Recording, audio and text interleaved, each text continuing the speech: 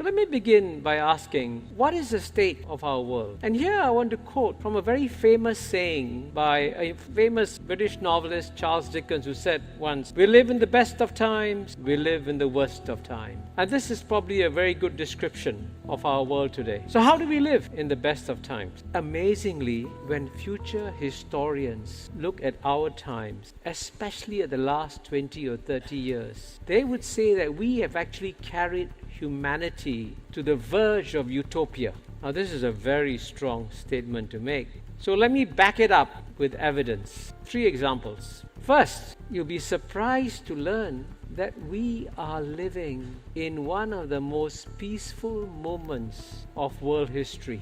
The Harvard professor Steven Pinker has documented that battle deaths in interstate wars has gone down from 65,000 in the 1950s to 2,000 today. See the shrinkage. Second, we have reduced dramatically the number of people living in extreme poverty. Professor Max Rosa, Oxford University, has documented that in 1950, 75%, 3/4 of the world's population were living in extreme poverty. Today, less than 10%. This is the most spectacular improvement in the human condition ever in human history. And third, the global middle class populations, and you see that in Shanghai, middle class populations is exploding. It was 1.8 billion in 2009, it rose to 3.2 billion by the end of 2016, and in 2 years' time, about half the world's population is going to enjoy middle-class living standards. And of course, as Wei Wei said, China will have the world's largest middle-class population. Now, having given you the good news, how can I say we live in the worst of times? How? How do we live in the worst of times? We live in the worst of times because what has been until now the most successful civilization, the Western civilization, has now become the most pessimistic civilization. I think Wei Wei, you showed some statistics on how the young people feel about the future, and trust me, they don't believe that a great future lies ahead for them. And that's why they're voting for populist parties, rejecting mainstream parties, and they're fighting among themselves. You saw in the G7 meeting in Quebec just a few weeks ago, the G7 is broken apart. And so the question is, what's happened? That's why in April I launched this book in London called Has the West Lost It? And I try to explain in a very short book what mistakes the West has made. It's made many, but let me highlight one. And this was at one of the most triumphalist moments in the history of the West, which was the end of the Cold War around 1990. Because having defeated the Soviet Union without firing one shot, the West became so incredibly arrogant. And leading Western intellectuals in America and Europe enthusiastically embraced the famous essay by Francis Fukuyama entitled The End of History. And in this essay, Fukuyama said, and I'm quoting, "What we may be witnessing is not just the end of the Cold War or the passing away of a particular period of post-war history, but the end of history as such. That is, the end point of mankind's ideological evolution and the universalization of Western liberal democracy as the final form of human government." That's Francis Fukuyama. And as I say in my book, somewhat cruelly, his essay did a lot of brain damage to the West because his essay put the West to sleep at precisely the moment when China and India were waking up. As we know, China's economy took off in the 1980s after Mr. Deng Xiaoping, friend of Zhang Weiwei, launched the 4 modernizations in 1978. And India took off about a decade later after Manmohan Singh launched the reforms in 1991. And we have seen, Weiwei has documented this, what a spectacular rise China has had. And I can tell you that the same may well happen for India. And if you want to get a sense of what India's potential is, I suggest you look at the most competitive human laboratory in the world, which is the United States of America. It imports the best brains from every country in the world to come and live and work in America. So that's where you get the most ferocious competition. And guess which ethnic group has the highest income in American society is the ethnic Indian community. And how many of you know that two of the largest corporations in the world, Microsoft and Google, are run by ethnic Indians? So if the Indian population in India can achieve just 1/3 of the per capita income of Indians in America, India is going to have the largest economy in the world. So that's the potential that we have.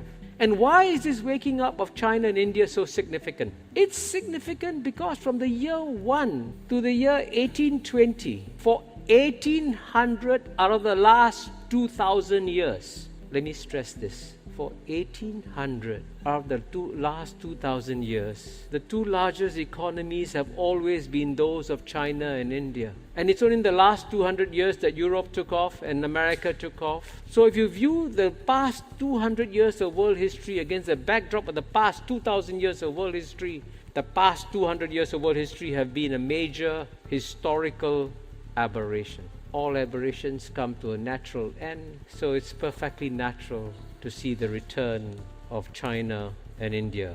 And even today, as Wei Wei has said, in purchasing power parity terms, the four largest economies in the world are number 1, China, number 2, United States of America, number 3, India, number 4, Japan. So 3 out of the top 4 economies are already Asian. So the world has changed dramatically. But for us now, Western pessimism poses a great threat to the world, because with this kind of pessimism, it makes it impossible for Western leaders to explain to their populations. Just as we Asians, we had to adjust and adapt and change to succeed. Today, the West has to adjust and adapt and change, and no leader will tell them that.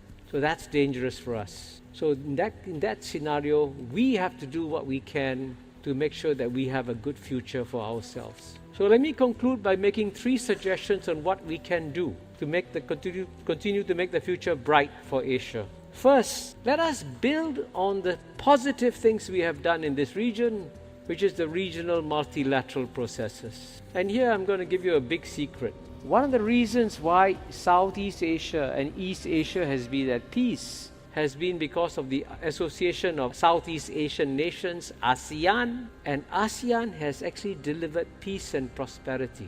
And in a book that I co-authored with Jeffrey Singh last year called The ASEAN Miracle, I point out that the reason why we've been so peaceful is because ASEAN has provided the venue for all great powers in the Asian countries to come together every year.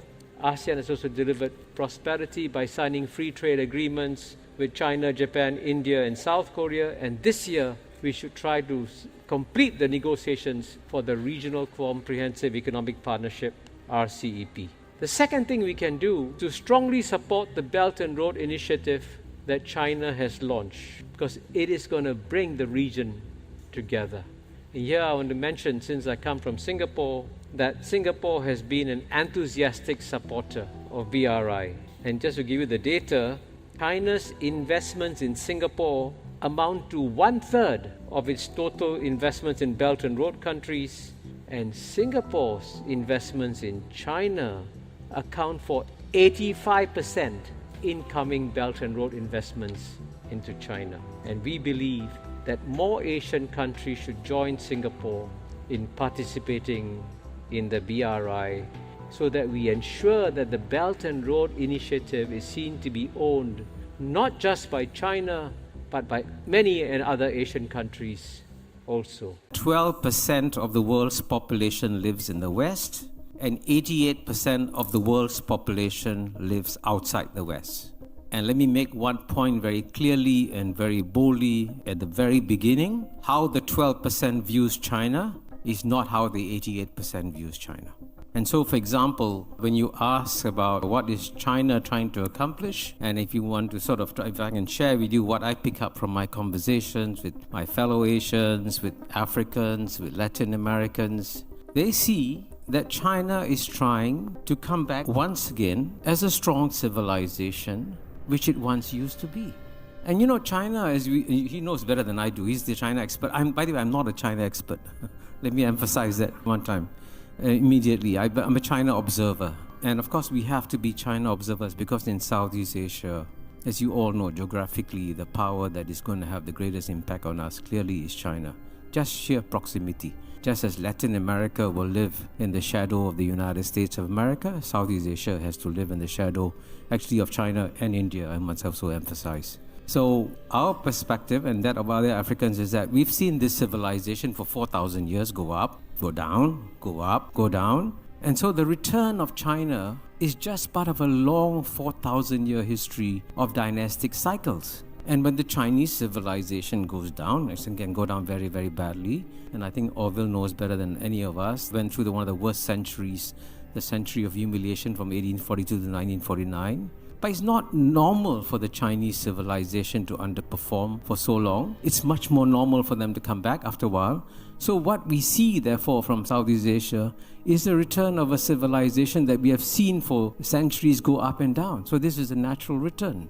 Now, so when China tries to claim a place in the world as one of the great powers, is a perfectly natural development. Now, you mentioned things, you use words like wolf warrior diplomacy. And what's interesting is that while the term wolf warrior diplomacy is so frequently used in the Anglo-Saxon media, and as you know, the Anglo-Saxon media, let's be very blunt about this, has a very jaundiced view of China, and the rest of the world discounts what the Anglo-Saxon media says about China. What the rest of the world does is to look at what China does and then deal with it. And at the end of the day, you will notice that countries have a choice. Do they want to trade with China or do they not want to trade with China? And if you look at the deeds, China today does far more trade with the rest of the world than the United States does. By the way, we do want to have trade with the United States too. But trade, as you know, is a voluntary activity. But it benefits the countries that do it. So you take a country like Brazil, which is much, much closer to the United States than it is to China. 20 years ago, it took Brazil 1 year to export $1 billion to China. Today, it takes Brazil 60 hours to export $1 billion to China. So why shouldn't Brazil have a normal trading relationship with China? So you can see, therefore, the point I'm trying to suggest to you is that if you look at many of the countries in the global south, not all, at many of the countries in the global south, they're very happy to have normal relations with China and they have no difficulties. The difficulties have come, as I said, primarily between the United States and China for understandable reasons. This is what would happen when you have a great power shift. And I actually think that in some ways, just as what the United States did towards China was predictable, China's responses towards the United States are also predictable. And I think here I want to emphasize there is only one country in the world that passes judgments on the internal political systems of other countries. It's a very exceptional country, and I think you all know of American exceptionalism. I can tell you that, the UN is not too far away from here. It's a mile or two away. If you walk into the United Nations, you will find that one of the most sacred principles of the UN Charter, which is actually held to very strongly by member states of the UN, is that we will not interfere in each other's internal affairs. That's enshrined in the UN Charter, and that principle is used by most states when they deal with each other. So the attitude of most states in the world is, you choose your form of government. No matter what you choose, we will deal with the government in power. And so whether China is more Marxist or less Marxist, democratic or undemocratic, we cannot get to choose. It's up to the Chinese, at the end of the day, choose what kind of government that they have. But I do think also, if I can, Orville, push a little bit back at you. When the United States first fell in love with China in 1971, can I ask you, who was the leader of China at that point? Was it Mao Zedong? Would you call Mao Zedong a great defender of human rights? Would you say that this is a man with a liberal mind, a liberal spirit, someone you can, develop a kinship with? You know what I'm getting at, right? So when it comes to geopolitics, it's a very cruel business. Ideology can be put aside when necessary, can be brought to the fore when necessary. And even today, if you say that the United States will stand up to Communist parties' regimes, why are you cultivating Vietnam? What's the difference? Doesn't Vietnam also have a Communist party in power? So I'm only saying this because the rest of the world, when I say that the rest of the world has changed, they've become much more sophisticated. They see through all this. They see that, yes, there's a serious geopolitical contest going on between the United States and China. They are very worried about it. They want to maintain good ties with both, and they won't pass judgment. And it's not just, to be fair, Orville, it's not just Singapore. I can give you, if you want a list of 100 countries, I can give you a list of 100 countries that are in that position. US-China relations, it's important to emphasize that we are dealing with it within a very, very different global context.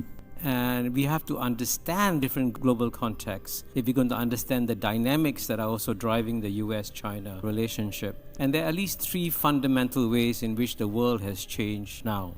Firstly, to put it very bluntly, the 21st century, where most of the US-China competition will take place, will be the Asian century. Now, what do I mean when I say it's going to be the Asian century? It means that the shift of economic power is going to move to Asia. The largest economies will be in Asia. And just to illustrate that point, in the 1960s, not so long ago, out of the top 5 economies, 0 were Asian. 0. Today, 3 out of the top 5 are Asian. And that future growth, as you know, is going to come from Asia. So that's one big shift that is happening. Secondly, on the geopolitical front, clearly we are moving from a unipolar world to at least a bipolar world. And I like to say that it's actually a bipolar world in a multipolar sea, because lots of new powers are emerging, becoming more assertive. And so the unipolar moment that the United States enjoyed at the end of the Cold War is gone. But many people haven't adjusted to the fact that it is gone, and that you now have to live in a world where you have to contend with peer powers and other significant powers who are not necessarily going to bend to the wishes of the great powers so easily. So it's a much more complex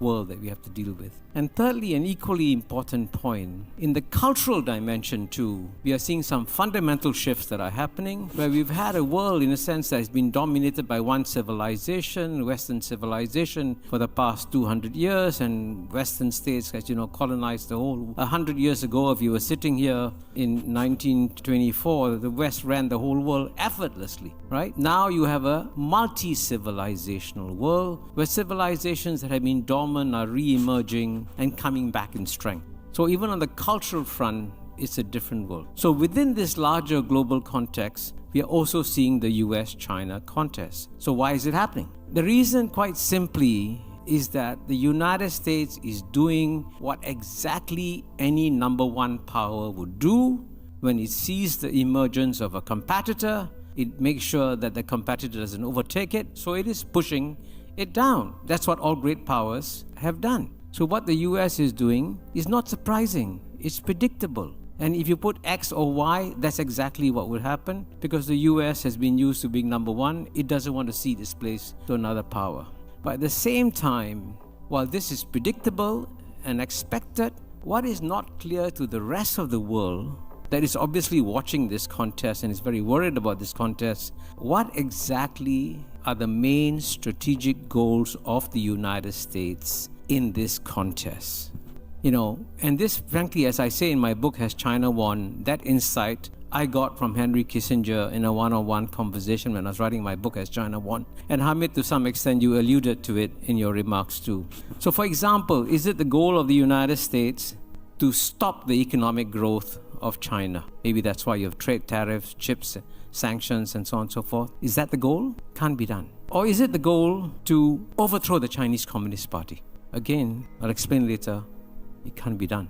Or is it the goal to do what United States did with the Soviet Union, contain it effectively, leave it confined to a small universe, and have it disengaged from the rest of the world?